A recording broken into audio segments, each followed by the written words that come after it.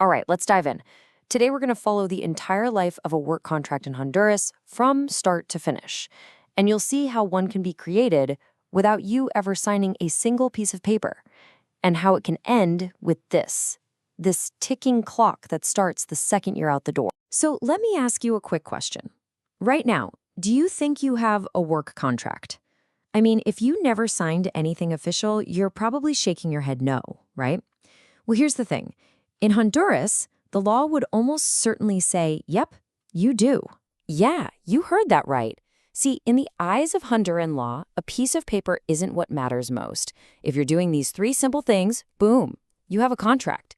And this one idea, it unlocks one of the most powerful principles in all of labor law. Okay, so what are the magic ingredients? Just three. First, personal activity. That's simple. You are the one doing the work. Second, subordination. This just means you're taking direction from your boss. And third, salary. Pretty obvious, right? You get paid. If you've got those three things, you've got a contract. It really is that simple. And this is where we get to this incredible concept called the principle of primacy of reality. It sounds complicated, but it's not. All it means is that the law doesn't care about fancy titles. Your boss can call you a consultant, an independent contractor, whatever they want. The law looks past the label and asks, what's really going on? What happens day to day? Because that reality, it always beats the name you put on it. All right, so if the contract can just exist without any paperwork, you might be wondering, then what's the point of a written one versus just a verbal handshake deal? Well, the law is super clear on this. A written contract is the default. It's the rule, not the exception. And here's the key. It is the employer's responsibility to make sure you have one. Verbal deals, they're only okay for a very small list of things, like, say, domestic work or a super short-term gig under 60 days. For pretty much everyone else, it needs to be in writing. Period. Okay, so what happens if they don't? What if your employer just doesn't provide that written contract? This is where the law steps in with a huge safety net for the worker. It's a principle called in dubio pro opporio, which basically means when in doubt, favor the worker. So any gray area, any question about what you agree to, it gets decided in your favor. If they didn't bother to write it down, the law assumes your side of the story is the right one. That's a game changer. Okay, so the contract exists. We've established that. But what are the rules of engagement? You know, it's not the Wild West. The whole relationship is governed by these core protections that are always there in the background. I like to think of Honduran labor law as this built-in safety net that's always under you. You've got the pro-worker principle, which is all about leveling the playing field. Then there's this really important one, irrenunciability. It just means you can't sign away your fundamental rights. No contract can legally say, oh, you agree to work for less than minimum wage. Nope, can't do it. And of course, there's equality, equal pay for equal work. These aren't suggestions, they're non-negotiable parts of the deal. Now, at the very beginning of a job, there's often this special phase, the probationary period.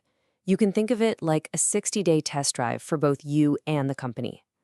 The crucial thing is it has to be in writing. And during that test drive, either of you can decide it's not a good fit and walk away, no penalties, no severance. But the moment you cross that 60-day line, congratulations, you now have full job stability. So you're past probation, you're settled in. How do you know the specific day-to-day rules of your workplace? Well, any company with more than a handful of employees is legally required to have something called a Reglamento Interno de Trabajo. The best way to think about it is it's the official government-approved house rules for the company. It lays out everything from your work schedule to exactly how they handle discipline. Of course, work isn't always perfect, right?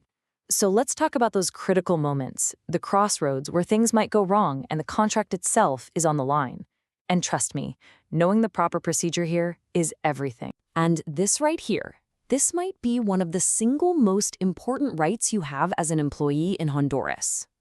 Before your boss can punish you or fire you for a specific reason, they have to give you the right to be heard.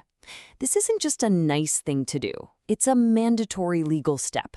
It has a name, descargos laborales, and you absolutely cannot be sanctioned without going through this process. So what does this right to be heard actually look like in practice? It's a very clear 4-step process. No shortcuts. First, you get a formal citation. This has to lay out exactly what they're accusing you of. Second, you have the hearing. This is your chance to tell your side of the story and bring any proof you have. Third, the company has to formalize its decision based on what happened at the hearing. And finally, number 4, you get notified of that decision in writing. The whole thing is designed to make sure the process is fair. Okay, when it comes to a contract ending, it generally happens in one of 3 ways. First, you have justified dismissal. This is when you're fired for a serious, proven reason. If the company can prove it, you don't get severance. Then there's unjustified dismissal. This is when they let you go without a good, provable reason. In that case, you are owed full severance pay. But then there's this third one, and it's really interesting. Indirect dismissal. This is where you quit, but only because the employer's actions made the job impossible to continue. If you can prove that, you can resign and still claim your full severance, just as if they had fired you without cause. It's a powerful tool. And that brings us to the final chapter. And honestly, this one is the most urgent. Because, look, knowing your rights is great, but acting on them, that's a whole different story. And in Honduran labor law, you absolutely do not have forever to do it. This deadline has a legal name, prescription. The best way to think of it as a legal countdown timer. A clock starts ticking, and if that clock hits 0, your right to make a claim just evaporates. Poof, gone. It doesn't matter how right you were or how strong your case was. So, how much time is on that clock? Well, for your employer, it's surprisingly short. They get just 1 month. From the day they find out about something you did wrong, they have 1 month to take disciplinary action. This is a huge protection for you, right? It means they can't just hold some old mistake over your head for ages and then spring it on you. And what about for you, the worker? If you get fired unfairly, your clock is ticking, and you've got 2 months. That's it. From the day you are dismissed, you have exactly 2 months to file a legal claim for your severance pay. That is a very, very tight window. If you miss it, that right to claim is gone, forever. And I have to stress this. These deadlines are rock solid. They are not suggestions. So knowing these time limits is honestly just as crucial as knowing your rights in the first place. I mean, think about it. A right that you can't claim because you ran out of time isn't really a right at all, is it? So there you have it, the full journey of a work contract in Honduras. From an invisible beginning that you might not even know exists, all the way to a very strict, time-sensitive ending. It's a living agreement with its own set of rules. Now that you've seen the whole life cycle, I want to leave you with a question to think about. What's one question you ask about your own work agreement now? Thanks so much for tuning in.